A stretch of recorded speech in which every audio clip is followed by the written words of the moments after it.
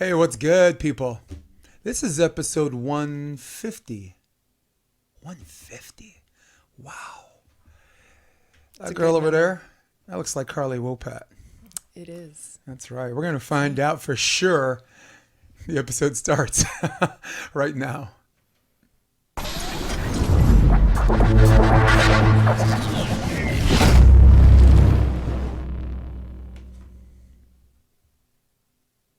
Now, I usually sing I Got to Give the People What They Want because that's what I do almost every episode. But this episode, for reasons personal to me, I'm going to sing Just the Good Old Boys. Never meaning no Oh harm. my Beats gosh. all you never saw. Been in trouble with the law since the day they were born. Why am I singing that song? What is the relevance? This is a female volleyball player. She is a cardio and muscular fitness guru. She is a Stanford smart girl. She's got the bronze. I got the brains. Let's make some money. That's Carly Wopat. What's up? Yes. I want that intro for every Yes, thing I do in life now. dude. That was good. And you shouldn't even have to buy it. No. You shouldn't even have to purchase it. No. Now, educate our fans on why. Ooh, let's go live. Why you sang that song? Now, let's educate our fans on why that song in particular. My uncle is Tom Wopat. So my dad actually grew up on a farm in Wisconsin with 8 brothers and 1 sister. And all of them branched off and ended up doing incredible things. My uncle Tom became Luke Duke on the Dukes of Hazzard. And he also branched out into Broadway as well afterwards. So Yeah, cool. you were singing Yes. one of Well, the songs. for me, giving away my age, it was kind of a lot of people's Friday night. Like Friday night, back in the day, all right, there was no cable. There was this TV you had to get up and turn with a knob, right? Yeah. You had to actually leave your couch and get up and turn it on and off, right? You have a black and white TV, and if it says Batman in color, you're dumb enough to think it's in color, even though your TV's black and white. No, but our Friday nights were the Incredible Hulk, The Dukes of Hazzard. Dukes of Hazzard, and then Dallas, Yes. and then Dallas. Yeah, I've heard a lot of people say that the Dukes of Hazzard are just a big part of their childhood and memories. So it's cool. I haven't gotten to watch Yeah. the TV show before. So Yeah. Well, I can say it's very ensemble. Like, Bo, the blonde hair, blue eyed guy, he was the handsome one, but I think Wopat should not be ignored either. Just 2 handsome dudes. But I call it ensemble because if you take one of those characters out, it's not as good. You take out the sheriff, Roscoe P. Coltrane. You take out Boss Hogg, this guy J.D. Hogg, who kind of like owns the town. I guess some rich influencer. You take out Daisy Duke. Come on. We got songs now. Come on, baby, kick them daisies. Right? Look at them girl with the Daisy Duke song. Right there. Come on. They were talking about shorts. They're talking about denim shorts. So Yeah. you consider this ensemble cast that, yeah, that's I guess that's all I got to say about that. I'm not going to finish the sentence on that because I said it all. So for you and me, let's talk present tense and maybe we can dial the clock back. Maybe we go from present and then hit the rewind button. Okay. sounds good. Let's go Motherlode. Okay. Motherlode. Talk to me, and I had John Mesko on the podcast Oh, you did? on 2 days ago. Nice. He's like, I can't get over these freaking thirds. I go to Motherlode, the best I can do is third. And I'm just like, well, tell me how you finished this week. He's like, at Motherlode, he goes third. Oh my gosh. Classy guy, right? Well, we did a little bit better than that. But Yeah. So talk to me about the environment. Talk to me about the atmosphere. Talk to me about the setup. The floor is yours. Okay. So, first of all, this was my first time playing in the Motherlode. First time actually being in Aspen, Colorado in general. And we get off the airplane and we're just in this beautiful alpine pocket of perfection, pretty much. So it's gorgeous. And I feel like volleyball was just the icing on the cake. I was stoked to be there. There was so many incredible people I got to meet. For me, that was my favorite part of the whole trip was just the generosity and kindness. Dan Yeah. McCartney, Dan McCartney, and then Corey Brindell. Danny, the owner of Paradise Bakery. We connected with him, and he knows a lot of Santa Barbara people that we know. He was also on the men's U.S. national team, so I had a connection with him there. And then just all the fans and residents of Aspen who would talk to us and showed support and cheered us on. It was just such a cool place to be. And then we would, I don't know, we biked around. Katie's aunt lives nearby, so she dropped off 2 e-bikes, and we got to fully explore all of Aspen. We biked to Maroon Bells. It's this lake. It was about a 10-mile bike ride, and took ice baths in the creek. So it was, I don't know, it was kind of like a dream volleyball vacation. There were only 3 volleyball courts, which made it, I think, a lot more There were, would you say intimate? intimate. Yes, thank you. Yeah. You knew exactly what I was going for. And the crowd was right up, I know, next to the courts. So I don't know, I haven't played in a beach volleyball tournament quite like that. The Wapaka tournament, I'd say, was the most similar in experience. But Yeah. I think those are my favorite atmospheres to play in. Well, actually, let's take a look at some of the highlights a little bit. I got a little clip here. This is set 1. Just you having a good time, and you hear the crowd. Perfect set. Yeah. And a kill. Yeah, tight game, right? You played Lena Sokolowski and Katie Piles, who has I think has a kid that's like almost 1 year old. So Yes. yeah, another stud, right? Has a baby, does like 3 sit-ups. look, Daddy got my 6-pack back. You know, dude, that's my wife. She had a kid, like did a bunch of, 4 or 5 sit-ups, and she's like, She was back. Yeah, she's like, oh my God, I look fat, and I'm like, why don't you go sit down? Go sit down somewhere. So talk to me about playing with Katie. She's you and I, we can talk about just about anything, but I like starting with volleyball, and I think Katie's someone that shouldn't be. It would be podcast malpractice, right? To not we got mention how Katie. fun of a partner she is to play with. Yes. I guess a partner where you don't have to like deal with your partner, if you get my meaning. Yes. No, Katie, it's like a privilege to play with her. So we grew up together. We were both born and raised in Santa Barbara, California. So we started playing together around the age of 10 on club volleyball teams, and continued growing and learning the sport all the way through high school. She always was more focused, I think, on the beach side. And then I went to Stanford and played indoor. She went to Hawaii and played beach volleyball there.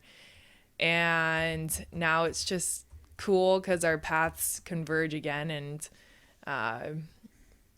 we're back on the beach pursuing AVP tournaments. And it's hard to find people to train with in Santa Barbara. So having Katie there, she runs a beach volleyball club. It's called the East Beach Volleyball Academy. Yeah. So having her there to train with and compete with, it's pretty perfect for me. She's a defensive wizard too. Like, yes, she's so good. Great ball control, amazing personality. It's always just good vibes and positivity. So yeah, she's an awesome awesome partner to play with.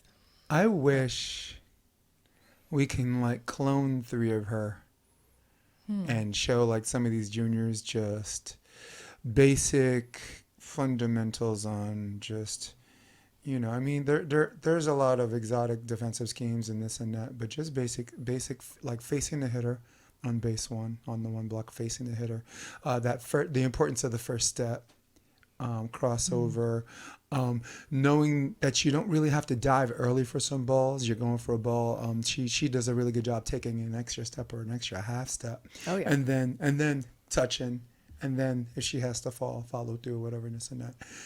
There's so many things that just look beautiful that just watching that girl play defense, it can draw small crowds. Usually small crowds are gathered by watching people warm up and bounce balls, out of the sand and this and that. Yeah. But I maybe because I'm a purist, or maybe a lot of people share my sentiment, and I'm pretty sure you share my sentiment. She can draw small crowds just watching some of the balls she comes up with. And is it unfair to say relative ease and how she does it, or or maybe it's just hard and she makes it look easy, right? Yeah, you know what I mean. I agree. Yeah, no, I think she makes it look easy. Mm-hmm. I think she's been doing it for so long, and it's something she loves, and with that, you just become natural at it. So, yeah. Yeah. How did a lot of people talk about altitude and playing in venues that have high altitude and this and that, and I think it's 8,000 feet above sea level. Did that come into play in your conditioning at any point in the tournament? We actually flew in a day early with the intent to adjust to the altitude, and I was surprised. I didn't really feel it at all. No headaches, no lightheadedness. But I did notice that when we were playing volleyball, after every rally, I had to catch my breath. So, and Katie felt the same way. We'd play out a rally and then you're just breathing hard, but I was able to recover, I think, before the next point. So that is the only time, I really noticed the altitude, because it was a pretty drastic difference from where we're at to 8,000 feet. Yeah. Do you watch mixed martial arts at all? A little bit. I just got into some MMA within the last year or so. The gym I work out at in Redondo Beach, it's called King Harbor Fitness, and it's King's MMA. No, King's MMA is in Huntington, but there's a small gym in Redondo. Yeah. Yes. It's called King Harbor Fitness, and it's basically turning into an MMA gym. And I started doing jiu-jitsu and some boxing and became friends with a lot of these guys. And I've never had any interest in watching MMA or fighting, just because I don't think I understood the sport of it prior. But once I started doing it, and it wasn't just one guy beating up another guy. Once I realized all the intricacies and technique and stuff that goes into it, then I got interested and started watching some MMA fights. And you're like, wow, I see it. I get the why. Yeah. Yeah. No, I get it. Well, the reason why I brought it up is because there's a fighter, Fabricio Verdum, who actually trains at Redondo. You might have very well met him there. One of the biggest upsets in MMA was him beating the heavyweight champ, Cain Velasquez. And it was because the fight was in Mexico, and I think it was like 11,000 feet above sea level or some crazy stuff like that. And he went 2 months before. Oh. And he did the altitude training, and you saw by the time the second round came, Cain Velasquez, who's known for his gas tank, was gassing. Oh. Just taking these deep breaths. And Fabricio, it seemed like deep water swimming, where there was some guy, like as the water got deeper, one guy was just swimming a little better and just dancing around and this and boxing him. And then finally the third round, Cain's coaches said, you got to take him down. If you want recoverability, you got to take him down. Allows you to recoup, stay on top or whatever. And as soon as he went to take him down, he He gave him his neck, and he ducked right into a guillotine. Uh-oh. And Fabricio Verdum, as you continue to watch MMA and maybe even watch the reset button, you'll see he's one of the best heavyweights, submission specialists. Okay. For years it was a 3-horse race. It was him, it was one of the Nogueira brothers, and a guy named Frank Mir. But yeah, it's so weird. I didn't mean to go all the way over there. No, just to talk about altitude. It's interesting because I have really gotten interested into the martial arts. Yeah. And it's been fun to diversify my training a little bit. Now, at the moment, I'm back to focusing more on volleyball just because we're at the tail end of our season. But I'm excited to get back into some jiu-jitsu and some boxing. So it's beautiful when you understand it and you see the movements.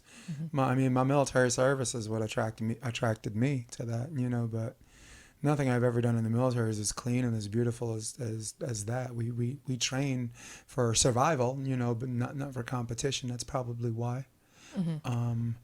But yeah, wow. Sorry, I didn't mean to stumble into jiu-jitsu. I was just trying to use an example of altitude and just like being somewhere earlier where training in a place where you're just more acclimated to the environment that gives you an advantage. Oh yeah. A volleyball advantage over some other people. So you made the finals, right? Yes. Motherlode, and we were in the finals. lost to Lena Sokolowski, who I thought played really good at the end. I thought she got stronger at the end.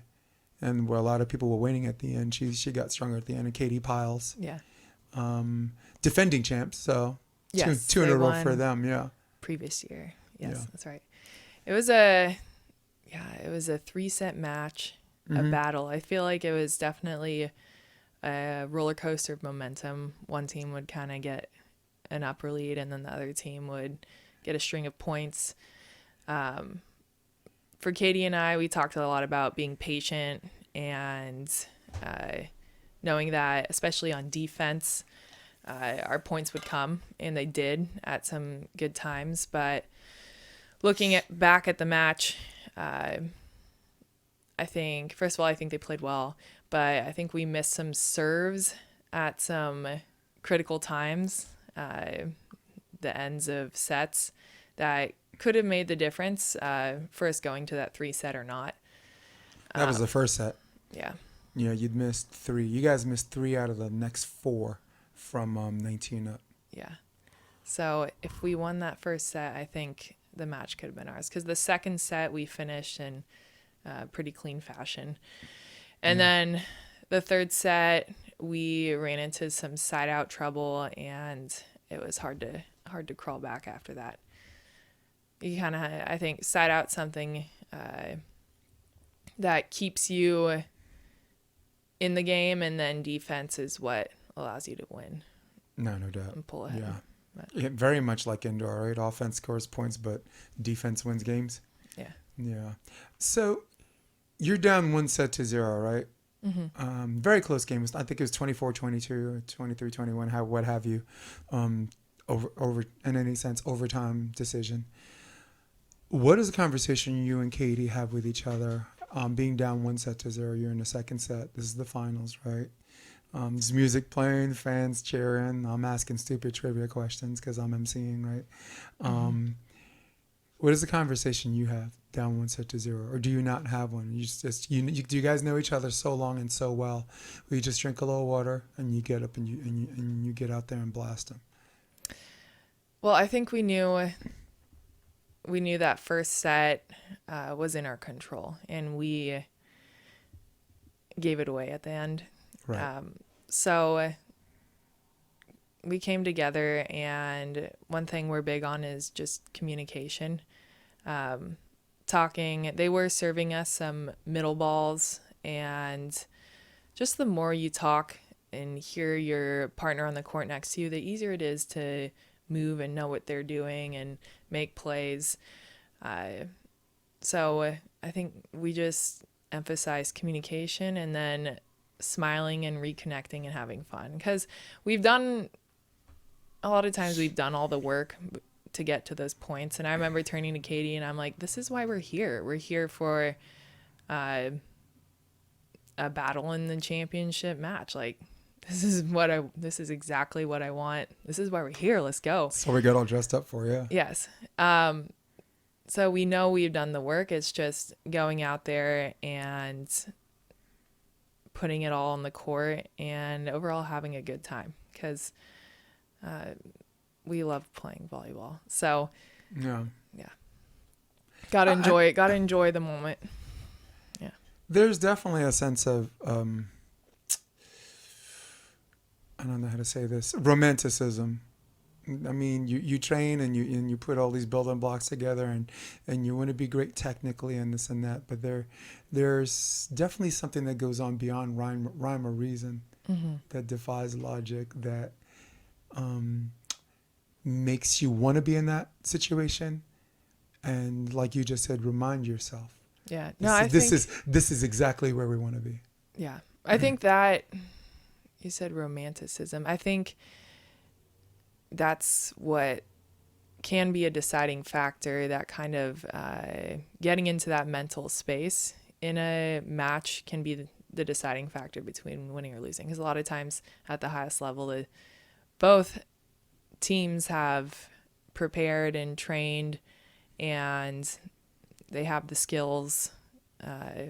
They've worked hard to be there, but it comes down to the mental ability to just be fully present, get in the zone.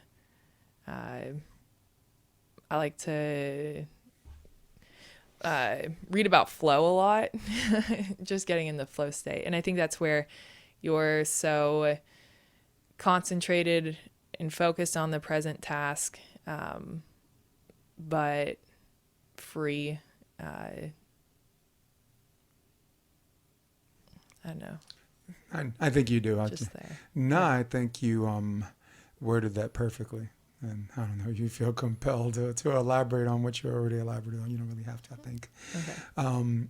I think I speak for everyone listening. They got it. Not for myself. I certainly got it. I just wanted to make sure, you tell me how you really felt. Yes. So I think, we just don't. I think everyone has experienced matches where you're not in that state of just playing, knowing that you've earned the chance to be there, and you just need to go out and play free and enjoy it. I think we can get caught up in pressures or expectations. So for us, refocusing on that is something we tried to do. Cool. Now, speaking for yourself as an individual, how well do you take care of your software? Of my software. I'll put it like this, all right? Hardware, obvious is obvious. Look at you. You're besides being this absolutely beautiful human being, you're the kind of girl that people want their son to date but their daughter not to fight. Oh my God, stop. No. That's all right, a good quote. So I'll just go obvious is obvious. Your hardware is fine. All right. And we'll definitely have a discussion about nutrition and diet and stuff. Okay. Because I actually lost 65 pounds in a year. And That's so, amazing. So I know about Congrats. finding ways to look good. But, there are levels to this. How well are you taking care of your software? Like, I'll give you you invest a lot of time and energy into this thing.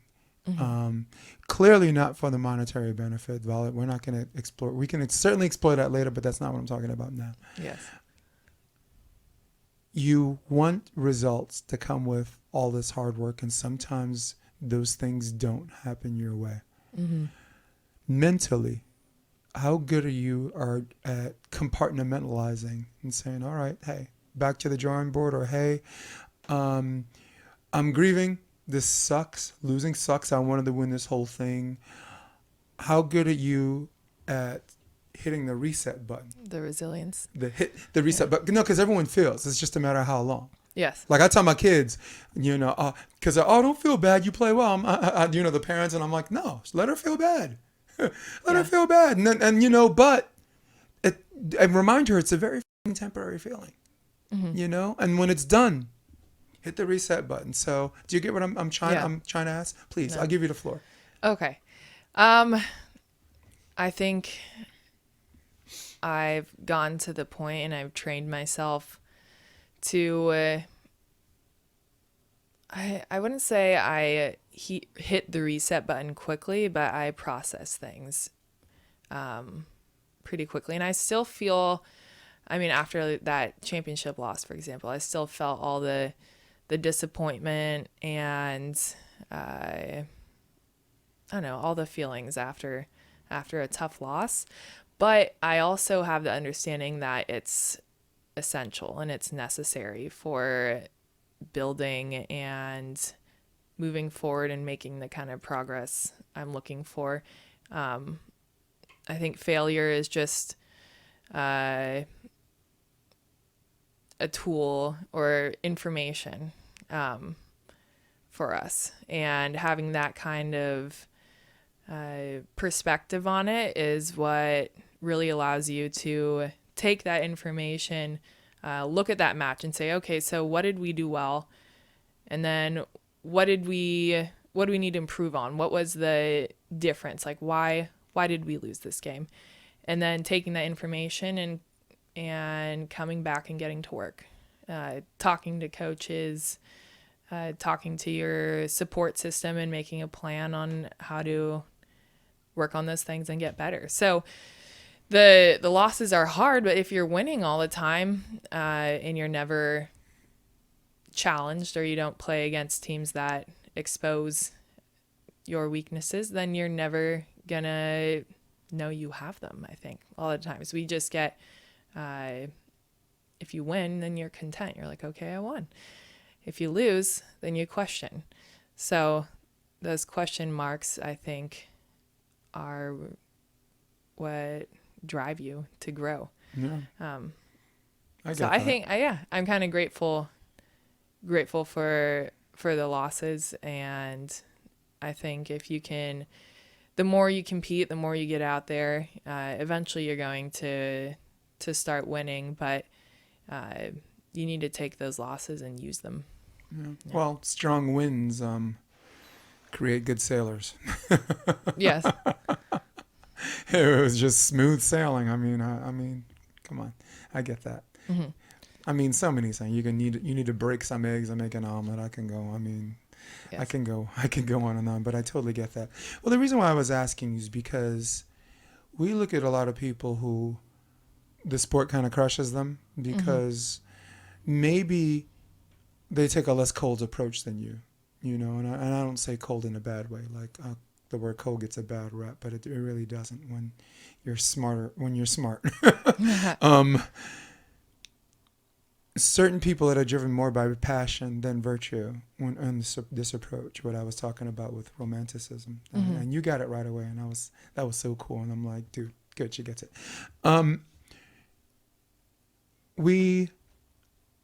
I don't know. It's really, really difficult to convey this information and tell people. Like, I remember I was watching your profile and how devastated you were about Eric Zahn and what happened to Eric Zahn in New York. And you were playing with Callahan, I think, at the time. And Zahn and I used to talk all the time. And Zahn he was just so random. Like, I'm like, did you go to Central Park today? How was Central Park? Because I sent them to Central Park to say hi to some of the kids. Yes. And he's like, I came with my man. And I'm just like, what? Thank you. What? How do you respond? You're like, to that? oh no. Well, you go. Well, first you go, oh, cool, and then you go, wait, what? That's funny. Yeah. No, but I think what I was trying to say is that he wasn't an old athlete. He wasn't young or old. He was a true road dog. Yeah. And there are people in our sport in his age and that are younger that might be going things maybe not as extreme as him, but if they don't take care of that software, it could F them up. Yeah, this sport, it's a really challenging professional sport to be in, and I think you have to come into it. When I first turned to beach volleyball, I was very passion driven, and like we talked about the romanticism. the romanticism of the sport and the success that I dream of and I work towards, that really drove me, and it still drives me. But I think you have to understand and look at the big picture as well and the process of everything, or else you get caught up in those lows, and you're gonna take a lot of losses, and it can hit your confidence, and you can wonder, like, why am I doing this? I'm broke and I don't know, chasing a ball around the world.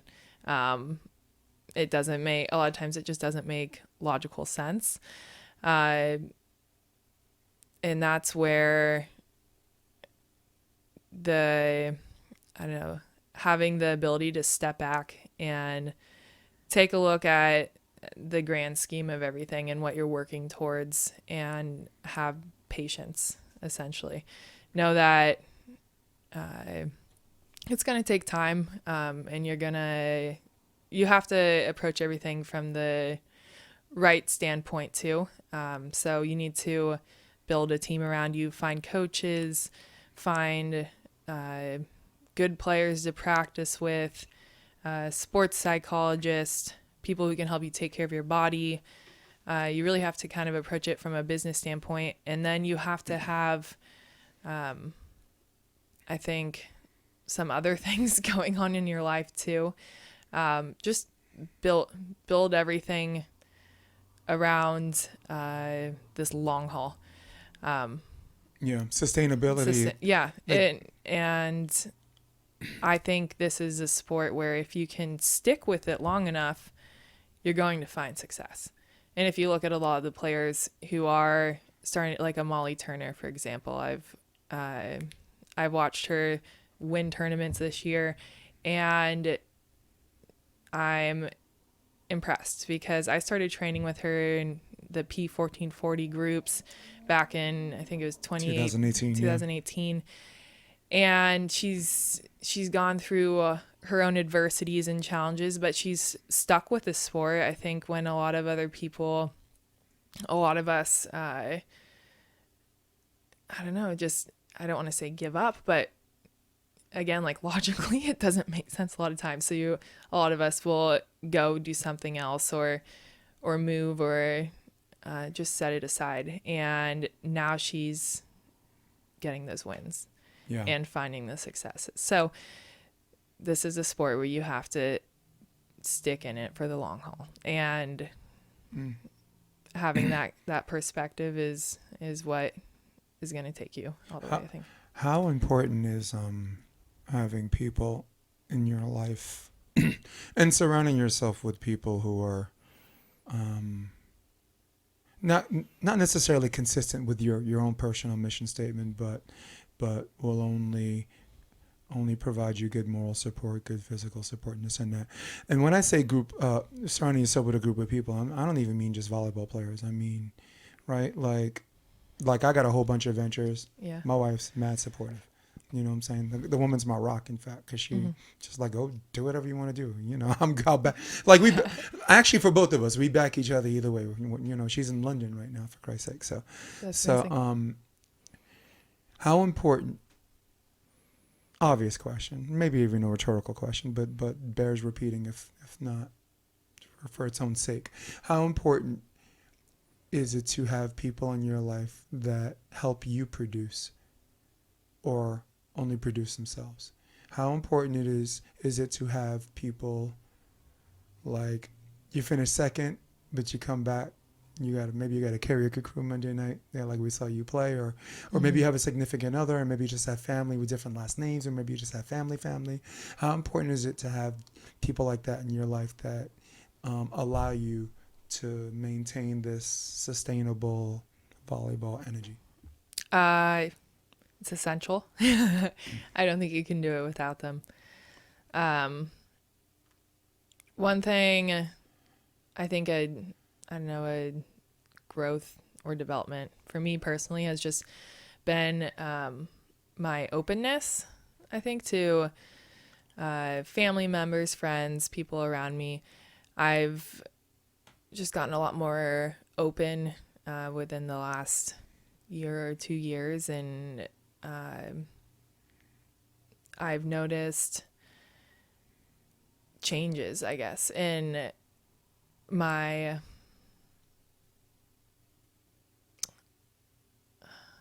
it's hard to say, but I think we keep a lot of thoughts and ambitions and doubts and things to ourselves. And when you vocalize it to other people, one, you can see their reactions. And two, you get different perspectives and opinions than your own. So it's eye-opening. If you're trying to make a decision, for example, and you're having a really hard time, just go bounce it off a bunch of people, see what they think, see what they say, and you gather a lot of data. So I realized that the more I talk to people and I connect with them, and if I'm struggling with something, trying to make a decision, or I know I'm uncertain about something, in the act of explaining it to them, a lot of times I'll like figure it out just by talking about it. They don't even have to say a word. But again, I think people are sort of like mirrors to ourselves, and you can just gather a lot of information and find the answers you're looking for if you go open up and talk. So isn't that the challenge? Yes, it's a challenge. Because we as athletes, and elite athletes, I think we're so afraid because it's being vulnerable too. And guys 10 times more than girls. Yes. So, but talking about software, like you mentioned, I think it's important to talk to people. And if you're seeing a therapist or psychologist, that's great. If you're able to talk to family members or a partner or a loved one, that works too, as long as you're talking. Well, it's the reason why I brought up the questions is because I did see a massive concern on your part when we learned about, RIP, my guy, Eric's passing. Mm-hmm. That I think we share the same concern that even like you look at Whitmarsh, right? Mike Whitmarsh, another guy who ended his own life, Jaden's father, silver medalist with Mike Dodd, 1996 Olympics. I actually haven't. Yeah. You look at him. There's another a student athlete at Stanford that killed herself. To say that we didn't see it coming is an honest thing. Yes.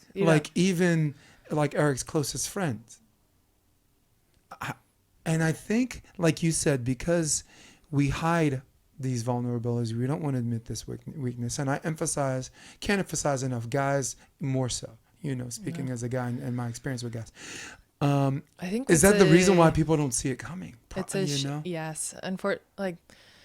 There's a lot of shame that we feel around things. And I think, for me, we all struggle with it, with shame around certain feelings or I think it's because parts of our lives. People don't care. Well, no, I think we think people care too much. The thing is, people actually don't care nearly as much as we think they do about anything we do. Right. And we blow up situations in our own minds. And then when you go talk to people, you realize, one, like it's not nearly as significant of an issue as I'm making it in my own head. And then two, there's so many options and opportunities. You're not stuck. It's just how we perceive it in that moment. So I think a lot of people get stuck in a low moment or a hard time, and they don't have the, I don't know, they don't have the tools, or they don't quite have the abilities to reach out and get out of that hole in that moment. Yeah. So Yeah, I didn't mean to make the podcast be so damn somber. No. I just think the message I'm trying to send, and one of the reasons I'm glad you're on is that But it happens, I think, you too. co-sign that message. yeah, it happens, I think, to a lot of high achievers too. Yeah. Because again, the expectations a lot of times are set pretty high in our own heads. Standards are high, and then failure specifically can appear to be debilitating, or just, I don't know, devastating in a sense. I think, yeah. And then you feel like you're letting people down. So I think that's, I don't know, something you definitely have to look out for, especially as you see student athletes reaching higher heights, or even professionals in anything. The higher you go, the more mentally challenging it is going to be, and the higher the expectations and standards are. And it should, I mean, that's what drives you to be great, but you have to have the software tools and abilities to cope with everything that comes with it, because it's not going to be easy. No, Cole Fears was on my podcast a year ago, and Stanford guy, actually. First year, the volleyball it became too much, but lucky for him, he had a group of people who cared about him, and he was allowed to hit the reset button. He's playing a little bit of beach here and there, whatever. Him and Hagen Smith played together for like 2 years. Oh, good. NVL and this and that, in 16 and 17. I really like him. Another smart guy. I guess I'm just attracted to smart people. And yeah, I think as long as people know that someone cares about them, that's important too. Like, I had this weird dream, and I told Wendy Jones this. Yeah, when you like, sometimes you said something about caring too much, but I it's so weird. Like, I had this weird dream. I'm in a New York train station, right? And it's like empty, and there's a bathtub in the train station somewhere, right? And there's this kid, probably like maybe less than 1 year old, goes into the bathtub, climbs into the bathtub, topples, sinks in, and I'm just like looking around like, please say there's no water in there, right? And please say this kid's not drowning or whatever. So I'm running to the tub, and I go to the tub, and this kid looks back up at me, and he's drowning, like exhaling bubbles, inhaling whatever, and he has this look in his eye, like it's okay, just like, just let me, whatever. And this dream haunted me. It haunted me for months and months and months. And I'm still trying to compartmentalize the why, but common denominator, the net result is support your friends, right? Just if you haven't talked to someone in a long time, just call them, say what's up, tell them I love them, tell them I love you. Still take care of each other. I'm not even sure about the message itself, but I'm just like, dude, talk to your friends. Just let people know you're thinking about them. Yes. And I'm a big proponent of that. I have somebody. I took everything I could not to cry. I almost cried right now. I'm so sorry. Yeah. No, if somebody comes into your mind for some reason, reach out to them. And I don't know if there's, I do believe in like spirituality and energies and stuff, but there might be something there. And I've heard enough stories where people have felt an inclination to call someone up, and they called them at just the right time. I think there's a lot of coincidence. It's classic romanticism too. Yeah, it defies logic and sensibility, and it's right, but yet it's right. Yeah. So I think, if you're thinking about someone and you feel the urge to reach out to them, give them a phone call and just let them know you're thinking about them. And it might be a big difference. Well, damn, girl. Didn't think you'd be talking about all this today, huh? Yeah. She's like, with you, I don't know. You never can tell. Never You're know. kind of a weird guy, Jay. Let's talk a little bit of something about fun. You're a sucker for romantic novels, right? Oh my gosh. I mean, romantic movies or no? Romantic movies. Yeah. Yeah. Well, No, I do okay, like so romantic movies. So I'm going to do something fun. Okay. I'm just going to say, what's your favorite romantic movie? But you can answer the first one that came to your mind. It might not even be your favorite. What was the first one that came to your mind right now? Titanic. Titanic? Yeah. Nice. I remember watching that when I was a kid and I loved it. Yeah. Mine was, not my favorite, but first one that came in my mind right now, Jerry Maguire. Really? Yeah. Jerry Maguire. I mean, it's so romantic in so many ways. That agent turned into friend, girlfriend turned into, work associate turned into lover. I'm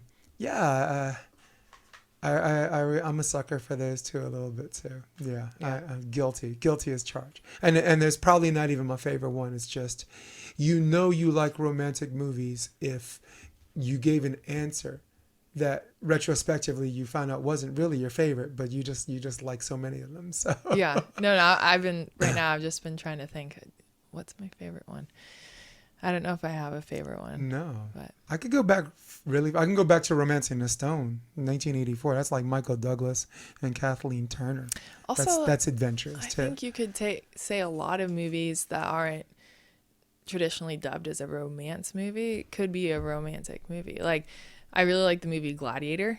Yeah. That's very romantic. And then if you think about it, yeah, you're like, that's a very romantic movie. Like his family gets killed and he gets shipped off to become a gladiator, and the whole time he's just thinking about I don't know. That was Getting back to them or moving talk on about back. someone that had a nice healthy mixture of being driven by passion and virtue, huh? Yeah. Gladiator. I give you, ladies and gentlemen, I give you Gladiator. Are you not entertained? Yes.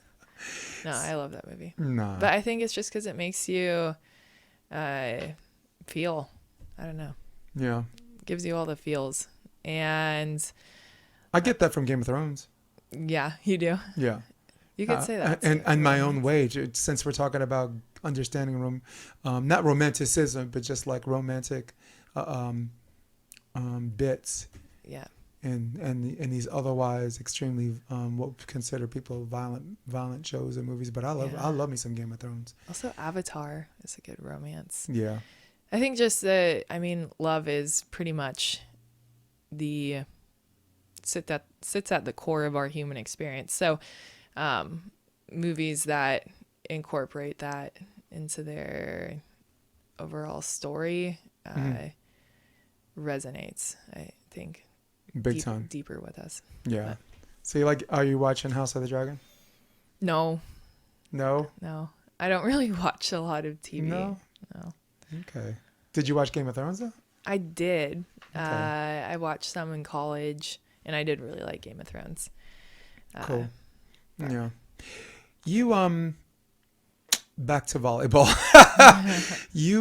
I noticed you like your BVB page. You didn't play a lot in 2021. Where were you? I didn't play at all in 2021. I was in LA City's Fire Academy.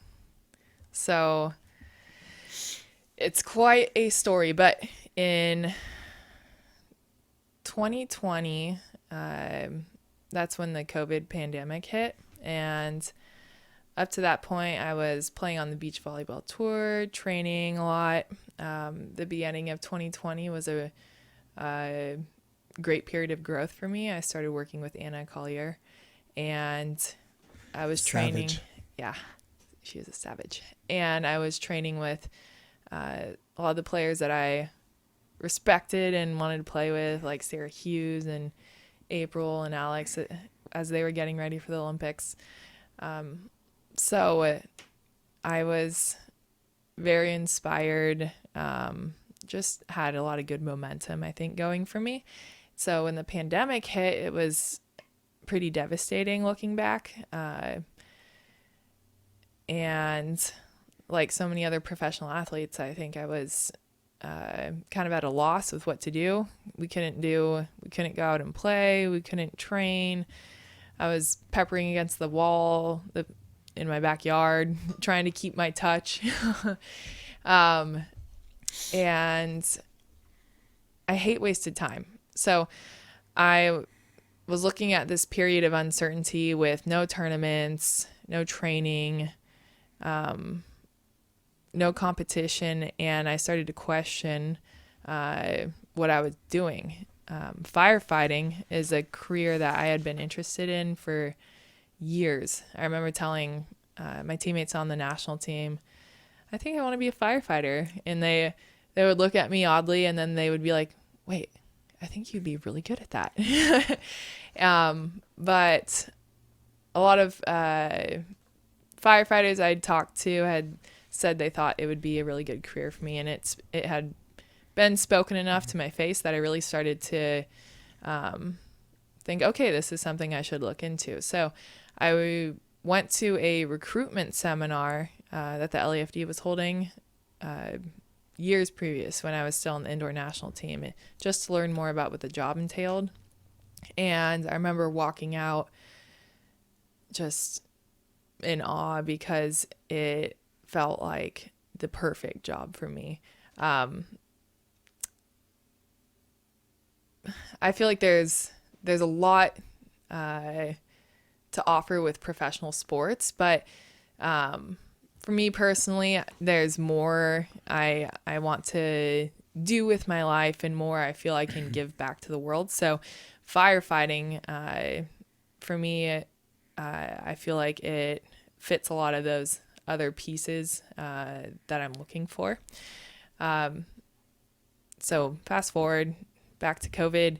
Now I had this opportunity basically to dive into this career and go after it. Stay focused. Yeah. Yeah. So it was scary because I knew that once I started, it was going to take a lot of commitment, a lot of dedication and time. And I was not going to be able to train and compete like I had been and like I still wanted to. But I also told myself, okay, volleyball is always going to be there and I can go back to it. But I think we learn the most through experiences and through taking risks and going and doing. And ultimately, I could only gain from going after it, no matter what happened. So I went for it. And I took... You're right on the logic. Yeah. I took 4 fire science and technology courses online. And those were prerequisites to get into a private fire academy at El Camino College. So I did a 5-month fire academy in 2020. Basically, it's a boot camp, very paramilitary. You're there from 5 a.m. to 5 p.m. every day, doing a lot of physical training, learning fire skills, learning how to use equipment, tools, apparatus. It's not easy. A lot of people do fail, actually. Yeah. But I graduated from that academy, and then I got hired by LA City in 2021, and I had to go through their fire academy too. So another 5-month boot camp. And LA City is known for being one of the best fire departments in the world. It's one of the most busy fire departments, very high call volume, and there's a lot of variety of calls. So you have fires, you have car crashes, gunshot wounds, stabbings, hikers getting stuck in the hills. Dude, I watch 911. Yeah, no, literally everything that you respond to. So that kind of call volume and demand makes them one of the best because they have all those experiences. And then there's also just high standards and what they teach is it's very thought out, very detailed, and that's what they instill in you during the 5-month Fire Academy. So went through that in 2021. That's what I was doing. Nice. Yeah, Well, and then I hit the field. Good day to take a week off. We can, honestly, we off camera and weeks to come can certainly have a discussion on some of the training and this and that. Like, I'm ex-military. I did boot camp in Fort Knox. Oh yeah, you get it. And I did AIT. But it's a lot of mental training too. Yeah. Oh, of course. Yeah. Yeah, you have to. There's without the mental. They need to know that you're.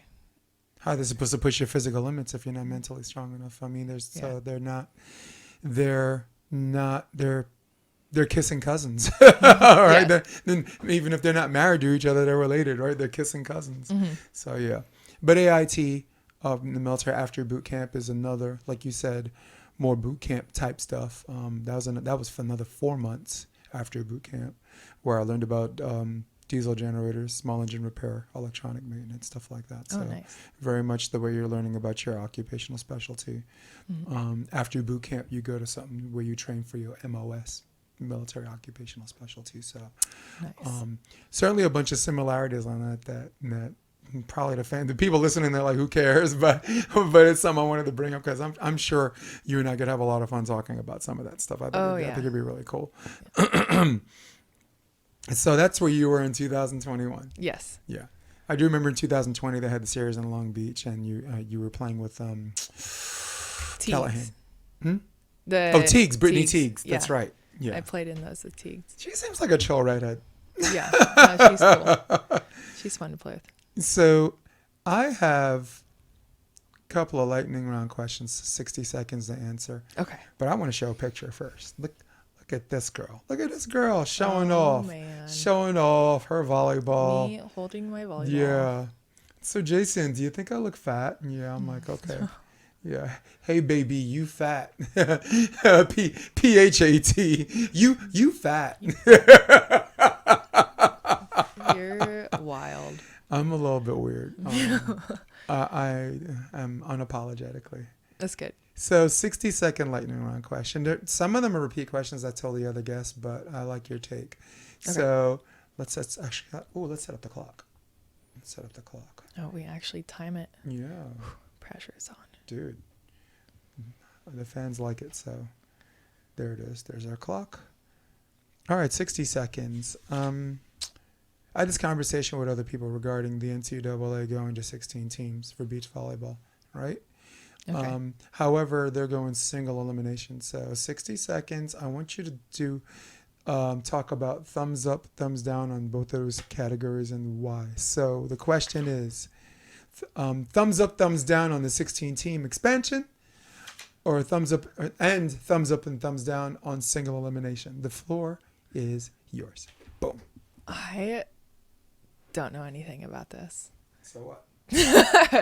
So hypothetically, if you found out the NCAA went from 8 to 16 teams. 8 to 16 teams, I'm thinking, okay, more opportunity for competition. It is more travel, probably more expensive. But overall, I think expanding is good. So thumbs up. And then single elimination. This is the NCAA tournament. I think thumbs down. Just because I've experienced single elimination in some of my own competitions. And for indoor, yeah. Yes. And I think if you really want to see who the best team is in the end, it's double elimination is a lot more, what's the word? Works out correctly, I think, in the long run. I like that. Talk about timing. Oh, no, the horn was supposed to go off on 0. I have a horn that's like beep, beep when it's done. Oh, really? All right, cool. Well, I'll go now. So very much like you, I go thumbs up on the 16-team format. If you want to expand the sport and you want to make the sport bigger and greater or whatever, you need more teams in the competition. And now they have more teams in NCAA. Mathematically correct, logically correct, sensibly correct. And from a romanticism, notwithstanding or standing, it's right. Yes. Now here's the problem I have with the single elimination. Like, there's so many volleyball institutions like the AVP and other volleyball companies that showed how you can do double elimination in a 3-day period, right? The AVP, they not only shown that, they banked their career or their brand on that. So they showed how easy it is to do in 3 days, and the NCAA tournament's 3 days anyway. So why not just you have 5 courts, right? Let's just do 5 courts. Let's just do that, And so part of me feels that way. And the other part, I'm a long-time indoor volleyball player, and like seeing the NCAA men's team only has like 7 teams, and that's single elimination. So there's part of me that's like, where, cry me a river, But no, I gotta go with you on that. And there's a horn. Finally, there's. Oh, I was like, what is that? Yeah. Okay. So next lightning round question. You said the beach volleyball compared to indoor is like freedom. Yes. Is like freedom. Talk to me 60 seconds. Why? And you could allot the rest of the time for me if you want. Maybe it's a simple answer. Okay. But talk to some of the things why beach volleyball is freedom. You're, guys, for the people listening, longtime indoor player, 4-year starter at Stanford, right? 2-time, 3-time All-American first team, right? Were you an OH? Outside hitter? Oh, middle blocker. Oh, you're a middle blocker? Yeah. Wow. Thankless freaking job, dude. Thankless job. Except dude, I demanded to be set all the time. Yes. So. Well, nothing wrong with playing middle if you have a setter that loves you. Oh, yeah. They loved us. Dude, when I played club. We were a middle-driven offense. When I played club and I called middles to ask if they want to play with me, the first thing they ask is who's setting. When I tell them me, they're like, I'm in. Because I love me some middles. No wonder I get along with you. Not just because you're muscular and cute, but because I set middles. Yes. So, freedom. Why is it freedom? Okay.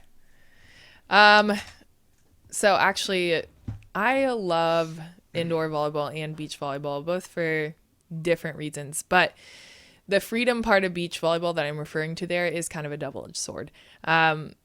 We don't have as much structure when you play professional beach volleyball versus coming from indoor. Right. You don't have a coach scheduling your practices. You don't have a staff putting together your film and sessions, booking your flights, planning your competitions.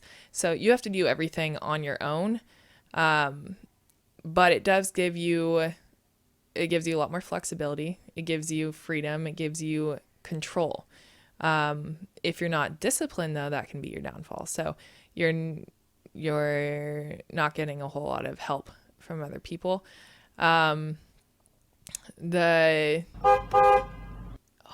Keep going. Okay. You got to finish the sentence. Yes.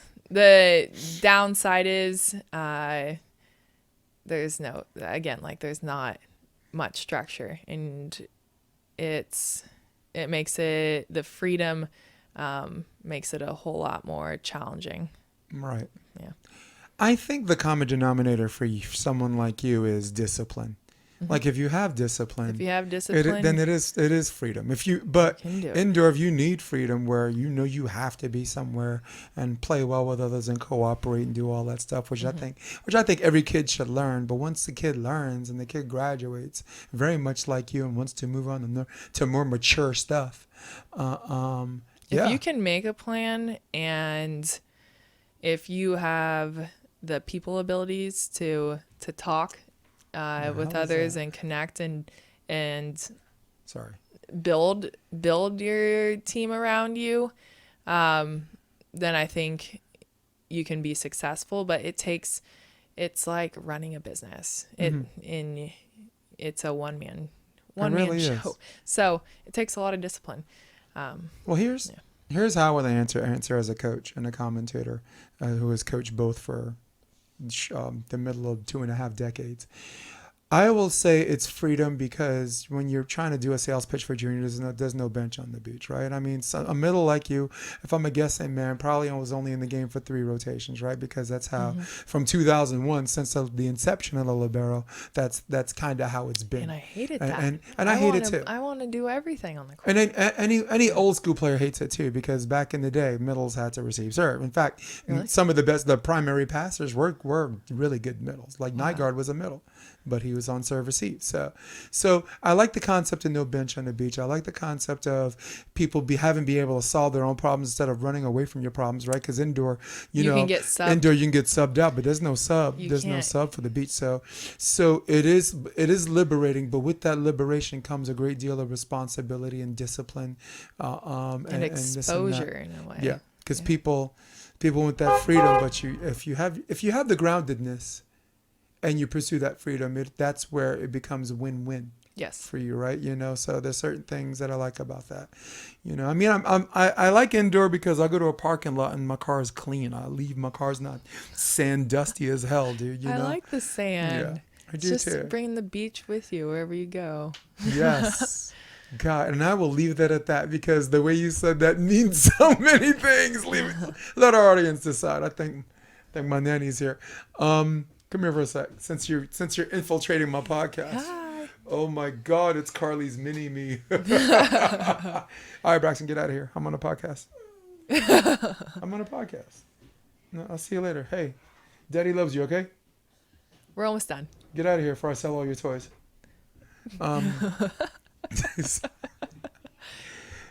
Charlie, you just said that on camera on a live broadcast. All your toys.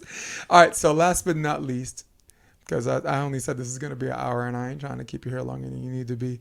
We're going to do 60-second lightning rounds. So first thing that comes to your mind, okay? It's a Okay. bunch of them. Okay. So, and this is just for you. I'm not going to answer them with you. So the first one's the most difficult, so I won't start the clock until you actually answer it, because this is the one that takes the longest. The best conditioned partner you ever played with? Best conditioned partner. You mean like? Yes. Who's in shape, who can go from bell to bell. Yeah, and everyone else is tired, and they're just like, ahoo. Oh my gosh. Okay. Who is it? Katie Spieler. Gotcha. Cool. All right, here we go. Who's the... Oh, these are just firing. Yes, off the player you look forward to playing the most. to playing the most. April Ross. Nice. Freeze or no freeze? No freeze. Pool or beach? Beach. Lord of the Rings or Harry Potter? Harry Potter. Ice cream or cupcakes? Ice cream. Your other favorite sport? Ooh. There is no There's other. so many. I can't choose one. Pick one. First one that came to your mind. These are lightning rounds. What came to your mind first? Go. Basketball. There it goes. Favorite childhood sports idol? If you had one. Carrie Walsh. Shakespeare or Scorsese? Shakespeare. Favorite comedian? First one that came to your mind. Might not even be your favorite. Who was it? I'm yanking it out of your head. Who was it? I don't know. No? Okay. Last good book you read?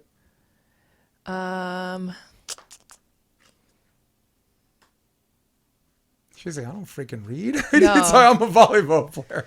I'm fighting fires, man. Who got time to read? I'm reading one right now. It's called The Art of Impossible Right. by Stephen Kotler. And Nice. so I'll just say that one. Cool, man. I'm reading Scars and Stripes, written by Tim Kennedy. He's kind of this Republican space ranger, but he's like a former Green Beret, and he's had these little personal projects. Like he had this series called Finding Hitler, where he flew to Argentina to find like some of the Nazis who retreated, Oh, wow. evaded trial and this and that. Very intriguing guy. Former UFC fighter.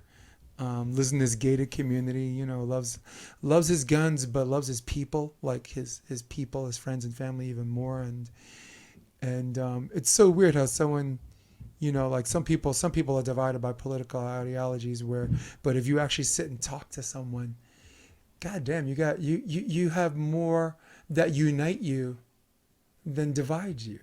And I like that guy. So I've been reading his book a little bit. The one before that, and I'm not an avid reader. I sound like I read all the time. I don't. Reading sucks, okay? Laura Hildebrand, Unbroken. Oh, Yeah. yeah. They made a movie out I of love that. that book. Um, I do actually read a lot. Yeah. But. Good for you. Yeah. I was teasing you. I know that. I asked Zolani Hodel the same thing. Come on, girl. Stanford girls read. We know that. I recommend, as far as just like reading that's conversation, that's really good. Any book written by John Ridley. He hasn't written any for a minute, but he wrote Stray Dogs, which they made a movie called U-Turn. He wrote my favorite was Love is a Racket, and the last one is Everybody Smokes in Hell. John Ridley also directed 12 Years a Slave. I believe he won Best Director, and I believe that won Best Picture. But he's had this love-hate relationship with Hollywood, and for a while he was like his, but then you start doing stuff and Hollywood loves you, and now he loves Hollywood back, and it's very much like volleyball, right? Like everywhere you go, there's going to be a clique, right? And you're like, to hell with that clique, but then you ignore it and you keep your nose in the work. Then they love you, all of a sudden, and then you like, love the clique. Then you love them back. It's hard not to love someone back. Yeah. Yeah. If there's any valuable lesson we learned from volleyball and pursuing this as a player like yourself, and as a coach and a color commentator, two important things, and I'll leave this with everybody, but you're gonna have the last word. One, life's not fair. So what? Yep. Things are not fair, right? Like you can run more stairs than that person, but they're not letting you in the stair competition to run against them. Yep. Right? So life's not fair, but that's one. Two, if you keep your nose in the work, and if you don't take that fact that life's not fair, kicking and screaming, there's a really sweet reward at the end. I swear to you, I you not. There is a reward and a virtue, just putting your nose in the work. And if you're driven by passion, if you're hopeless, if you're into that romanticism stuff, your nose in the work is where it's at anyway. So that's what I wanted to say about that. Something you want to add to that? I think we all face adversities and challenges. Some of us more so than others. I think there are people who get lucky and don't have to face as much. But it's all about how you respond to it and how you choose to deal with it. And a lot of times there's two different paths you can go down. One is where you allow every tragedy or adversity you face to make you stronger and build you and to become a better person from it. And the other is kind of a path of self-sabotage, where it just takes you down and you feel victimized, and you just don't ever fully recover. So I think the more we can understand that we're not in this life alone, that everybody has challenges, and everybody I know is faced with difficulties at times, and the more we can use them as stepping stones to build ourselves up, to become better people, and to build that kind of resilience and mental fortitude, that's ultimately what's going to separate you in the end and lead to success. So like you were talking about, keeping your nose in it and sticking with it for the long haul, and just understanding that it's going to be a bumpy ride, but that's the way it's meant to be. It's not bringing you down, it's building you up. Right. Yeah. I remember KRS-One rapper said, check your record sales, B. Some things are pure luck, other things are meant to be. I bet they'll mention me in the next century. All right. So any IG handle or website anyone wants to get to know what Carly's been up to, or is that none of their business? Oh, yeah. No, I have an Instagram. My handle is Carly Wopat. You can't miss me on there. And then I do have a Facebook too. Carly Anela Wopat, I think. Yes. My Twitter is Carly Wopat. I don't really go on Facebook or Twitter though. Just so you all know. as a little notice. But Okay. She's like post then ghost. Boom. Gone. I don't like having to monitor too many platforms, but they are connected, so a lot of my posts will go out to different Filtered ones. into. Gotcha. Looking into TikTok and getting involved there, but yeah, those are my platforms. I don't know why this thing did that by itself. So guys, listen, Carly might love you, but I don't love any of you guys. In fact, I can't stand you. So we're out of here. So for all of you at home, for all of you on your iPhones or Droids, if those still exist, for all of you on your desktop who runs the world, old school, baby, for Carly Wopat, right there. Boom. Woo! That's me. I'm Jason DeBiss. This is episode 150 of the Option Podcast. I'm going to hit my music. Stay with me. But for now, we are out of here. See you guys. Come check out the Option Podcast on OptionVB.com. It's also available on iTunes and Spotify and on YouTube under the NY Varsity Sports handle. You're going to love what you hear.